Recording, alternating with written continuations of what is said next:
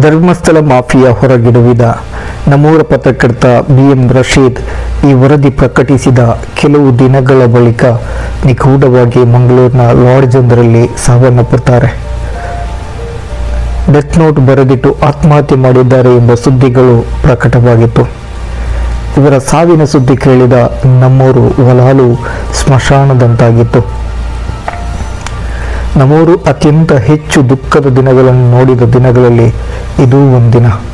ಇನ್ನೊಂದಿಷ್ಟು ದುಃಖದ ದಿನಗಳಲ್ಲಿ ನಮ್ಮೂರು ಅದರಿಂದ ಹೊರಬರಲು ಹಲವು ವರುಷಗಳೇ ಬೇಕಾಗಿತ್ತು. ಅದರಲ್ಲಿ ಪ್ರಮುಖವಾಗಿ 2007 ಜನವರಿ 7ರಂದು ಪೆರ್ನೆಯಲ್ಲಿ ನಡೆದ ಅಪಘಾತ. ಸೌದಿಯ ಜುಬೈಲ್ನಲ್ಲಿ BH ನಿಜಾಮುದ್ದೀನ್ ರವರ ಅಕಾಲಿಕ ಸಾವು. 2014 ಮೇ 12ರಂದು ನಡೆದ ಅಪಘಾತದಲ್ಲಿ ಸ್ನೇಹಿತರಿಬ್ಬರ ಮರಣ. ಅದಲ್ಲದೆ ಈಜಲು ಹೋದ ಶಾಲಾ ಬಾಲಕರ ಸಾವು. ಮಂಗಳೂರಿನಿಂದ BM ರಶೀದ್ ರವರ ಪಾರ್ಥಿವ ಶರೀರ ನಮ್ಮ ಊರಿಗೆ ಬಂತು. ಆಟದ ಮೈದಾನದಲ್ಲಿ ಆಟವಾಡುತ್ತಿದ್ದ ನಾವು ಆಂಬ್ಯುಲೆನ್ಸ್ನ ಸೈರನ್ ಕೇಳಿ ಅದರ ಹಿಂದೆ ಓಡಲಾರಂಭಿಸಿದೆವು. ನಮ್ಮ ಮನೆಯ ಪಕ್ಕದ ಓಣಿಯಲ್ಲಿ ಹೋದ ಆಂಬ್ಯುಲೆನ್ಸ್ ಗಾಂಧಿ ಪಾರ್ಕ್ ಇಸ್ಮಾಯಿಲಾಕರ ಮನೆಯ ಪಕ್ಕದಲ್ಲಿರುವ ರಸ್ತೆಯಲ್ಲಿ ನಿಂತಿತು. ಮೃತ ಶರೀರವನ್ನು ಅದೇ ಇಸ್ಮಾಯಿಲಾಕರ ಮನೆಗೆ ಕೊಂಡೊಯ್ದರು. ಮನೆಯ ಸುತ್ತ ನೂರಾರು ಜನ. ಮನೆಯ ಒಳಗಿಂದ ನಮಗೆ ಕೇಳಲು ಸಾಧ್ಯವಾಗದ ನೋವಿನ ಧ್ವನಿಗಳು.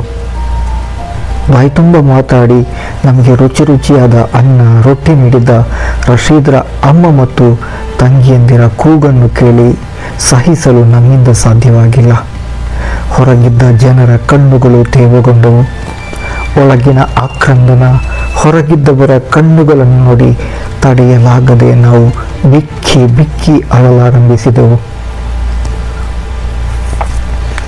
ಮನೆಯ ಒಳಗಿಟ್ಟಿದ್ದ ಮೃತ ಶರೀರವನ್ನು ಒಬ್ಬೊಬ್ಬರಾಗಿ ನೋಡಿ ಬಂದು ಗುಂಪು ಗುಂಪಾಗಿ ಗುಸುಗುಸು ಮಾತನಾಡ್ತಿದ್ದಾರೆ. ದೊಡ್ಡವರು ಆಶ್ಚರ್ಯಚಕಿತರಾಗಿ ಆಡುತ್ತಿದ್ದ ಮಾತುಗಳು ಈ ಕ್ಷಣಕ್ಕೂ ನನ್ನ ಕಿವಿಗೆ ಕೇಳುವಂತೆ ಭಾಸವಾಗ್ತಿದೆ. ರಶೀದ್ ಧೈರ್ಯವಂತ, ಬುದ್ಧಿವಂತ, ಎಲ್ಲಿಗೂ ಹೋಗಿ ಬರುವ ಚಾಣಾಕ್ಷತನ ಆತನಲ್ಲಿತ್ತು. ಆತ ಯಾರಿಗೂ ಅಂಜದವ, ಹೆದರದವ. ಆತ ಆತ್ಮಹತ್ಯೆ ಮಾಡಲು ಸಾಧ್ಯವೇ ಇಲ್ಲ. ಇದು ಯಾರೋ ಮಾಡಿರುವ ಕೊಲೆ ರೀತಿ ಕಾಣ್ತಿದೆ ಎಂದು ಹೇಳ್ತಿದ್ರು. ಇದಾದ ಕೆಲವು ದಿನಗಳ ಬಳಿಕ ಡೆತ್ ನೋಟ್ನಲ್ಲಿದ್ದ ಬರಹ ನನ್ನ ಅಣ್ಣನ ಬರಹವೇ ಅಲ್ಲ, ಅಣ್ಣನ ಕೈ ಬರಹದ ಪಕ್ಕ ಅರಿವು ನನಗಿದೆ ಎಂದು ರಶೀದ್ ತಮ್ಮನೇ ಹೇಳ್ತಿದ್ದಾನೆ ಎಂದು ಊರವರೆಲ್ಲ ಮಾತನಾಡಿಕೊಳ್ಳುತ್ತಿದ್ದದ್ದು ಈಗಲೂ ನೆನಪಿದೆ. ದಿನ ಕಳೆದಂತೆ ಜನರು ಮರೆತರು. ತಮ್ಮ ಕರ್ತವ್ಯವನ್ನು ಪ್ರಭಾವಿಗಳ ಪಾದಕ್ಕೆ ಅಡವಿಟ್ಟಿದ್ದ ಕಾರಣಕ್ಕಿರಬಹುದು ಪ್ರಕರಣ ಆತ್ಮಹತ್ಯೆಯ ಹೆಸರಿನಲ್ಲಿ ಮುಚ್ಚಿ ಹೋದವು. ತನ್ನಲ್ಲಿರುವ ಪ್ರತಿಭೆಗೆ ಮಾಧ್ಯಮ ಕ್ಷೇತ್ರವನ್ನು ಆಯ್ಕೆ ಮಾಡಿ ಮಾರಿಕೊಳ್ಳದ ಪತ್ರಕರ್ತನಾಗಿ ಸತ್ಯದ ಜವಾಬ್ದಾರಿಯನ್ನು ಹೆಗಲಿಗೇರಿಸಿ ಅದನ್ನು ಗುಂಡಿಗೆಯಿಂದ ರಾಜ್ಯದ ಜನತೆಯ ಮುಂದೆ ತೆರೆದಿಟ್ಟ BM ರಶೀದ್ ರವರು ಅಂದು ಮಾಡಿದ ವರದಿ ಸತ್ಯ ಎಂದು ಮನವರಿಕೆಯಾಗಲು ಪಡೆದದ್ದು ಬರೋಬ್ಬರಿ 23 ವರ್ಷಗಳು. ಸತ್ಯ ಇಂದಲ್ಲ ನಾಳೆ ಹೊರಗೆ ಬಂದೇ ಬರುತ್ತೆ ಅಂತ ನಾವು ಆಡುವ ಮಾತಿದೆ ಅಲ್ವಾ, ಅದಕ್ಕೆ ಇದೇ ಉದಾಹರಣೆ.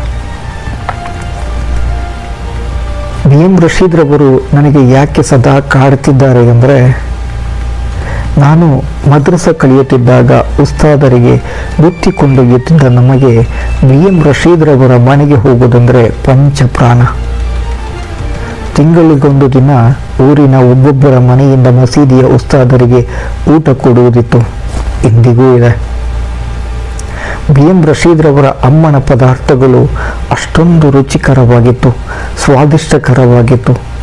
ಉಸ್ತಾದರು ಇಂದು ಇಸ್ಮಾಯಿಲಕರ ಔತಚೋ ಆರಾಯಂಗೆ ಜಂಡಾಲುಪೋರು ಅಂದರೆ ಇವತ್ತು ಇಸ್ಮಾಯಿಲ್ ರವರ ಮನೆಯ ಊಟ, ಯಾರಾದರೂ ಇಬ್ಬರು ಹೋಗಿ ಎಂದಾಗ ನಾವು ಸ್ನೇಹಿತರು ನಾನು ಹೋಗ್ತೇನೆ ಎಂದು ಜಗಳವಾಡಿದ್ದೂ ಇದೆ.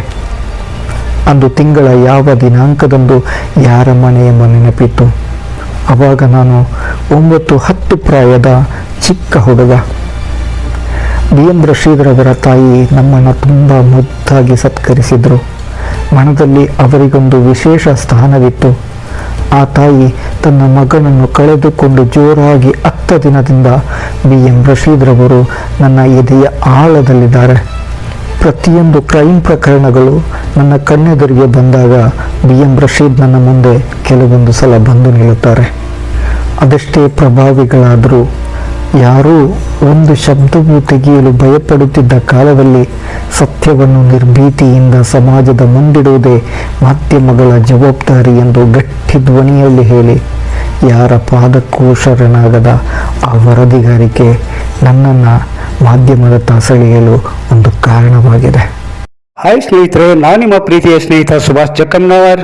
ಯಾರೆಲ್ಲ ನಮ್ಮ ಚಾನಲನ್ನು ನೋಡ್ತಾ ಇದ್ದೀರಾ ಎಲ್ಲರೂ ಕೂಡ ನಮ್ಮ ಚಾನಲ್ಗೆ ಸಬ್ಸ್ಕ್ರೈಬ್ ಮಾಡ್ಕೊಳ್ಳಿ. ಹಾಗೆ ಪಕ್ಕದಲ್ಲಿರ್ತಕ್ಕಂಥ ಬೆಲ್ ಐಕಾನ್ ಅನ್ನು ಕ್ಲಿಕ್ ಮಾಡಿ. ಮುಂದೆ ನಾವು ಹಾಕುವಂತ ಎಲ್ಲ ಪ್ರತಿಯೊಂದು ಕನ್ನಡದ ಸುದ್ದಿಗಳು ಹಾಗೂ ನಮ್ಮ ಎಲ್ಲ ವಿಡಿಯೋಸ್ಗಳು ನಿಮಗೆ ಬಂದು ತಲುಪುತ್ತೆ ಅಂತ ಹೇಳ್ತಾ ಮತ್ತೆ ಮುಂದಿನ ಒಂದು ವಿಡಿಯೋದಲ್ಲಿ ಸಿಗ್ತೀನಿ. ಜೈ ಹಿಂದ್, ಜೈ ಕರ್ನಾಟಕ ಮಾತೆ.